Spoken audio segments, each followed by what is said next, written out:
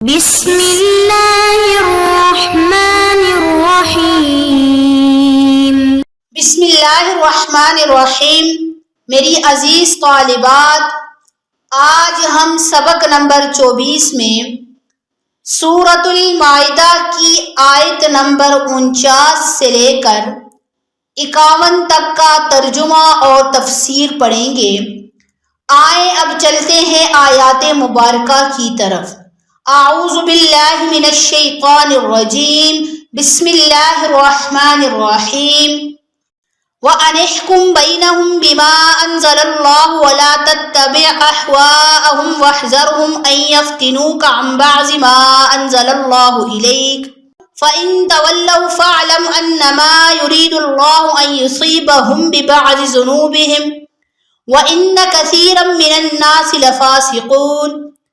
أَفَحُكْمَ الْجَاهِلِيَّةِ يَبْغُونَ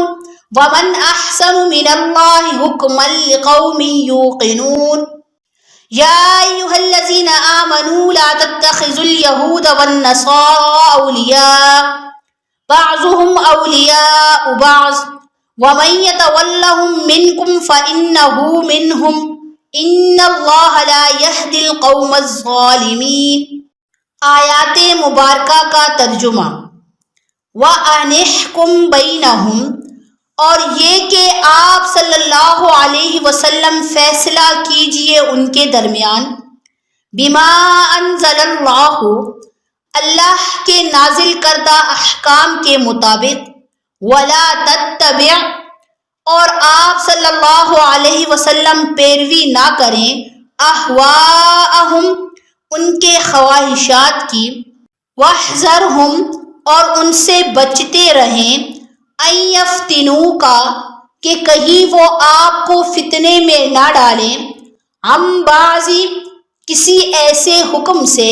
ما انزل اللہ الیک، جو اللہ نے آپ پر اتارا، فَإِن تَوَلَّوْا،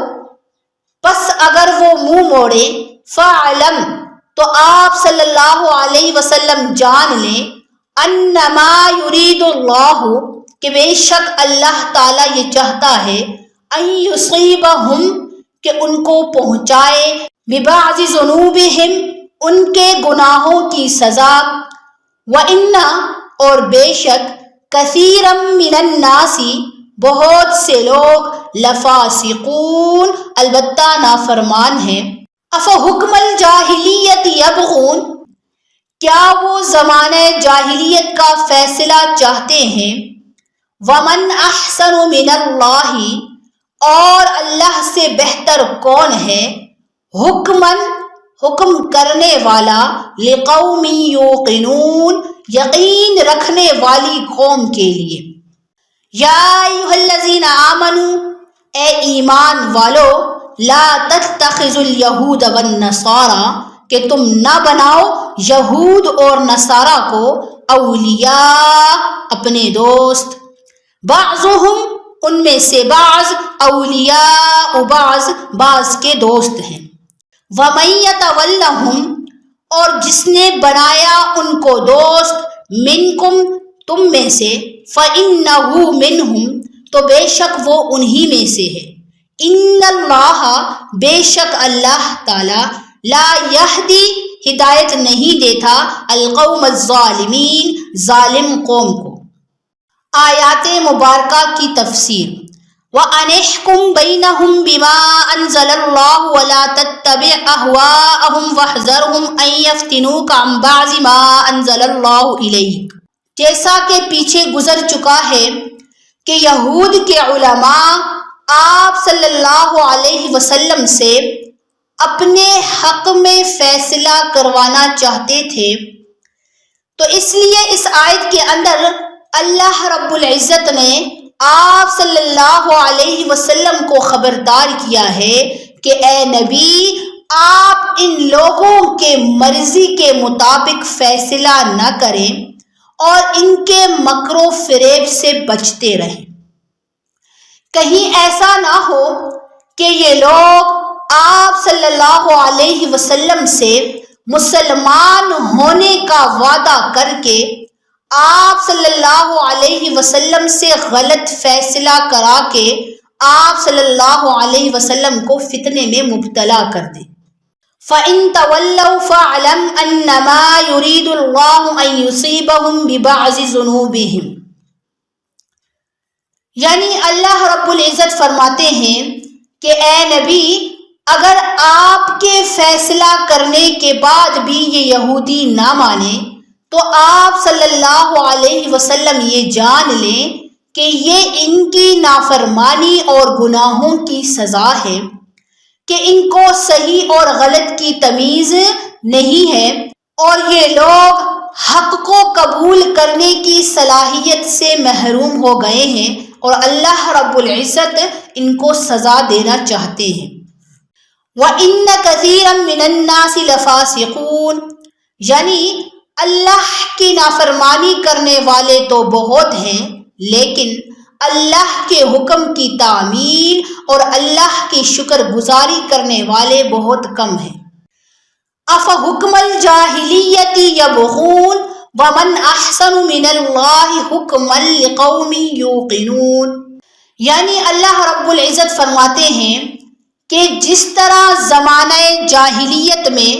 اللہ کے احکام کو چھوڑ کر اپنے مرضی کے فیصلے کیے جاتے تھے، تو اسی طرح یہ یہود و نصارہ بھی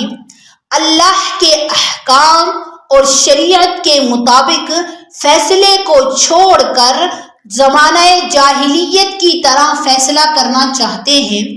اور یہ ان کی بہت بڑی بدبختی ہے کہ اللہ کے بہتر فیصلے کو چھوڑ کر زمانہ جاہلیت کی طرف رجوع کرتے ہیں۔ حدیث پاک میں آتا ہے کہ نبی پاک صلی اللہ علیہ وسلم نے فرمایا کہ اللہ رب العزت 3 آدمیوں کو پسند نہیں کرتا۔ پہلا وہ شخص جو حدود حرم میں گناہ کا ارتکاب کرے، اور دوسرا وہ شخص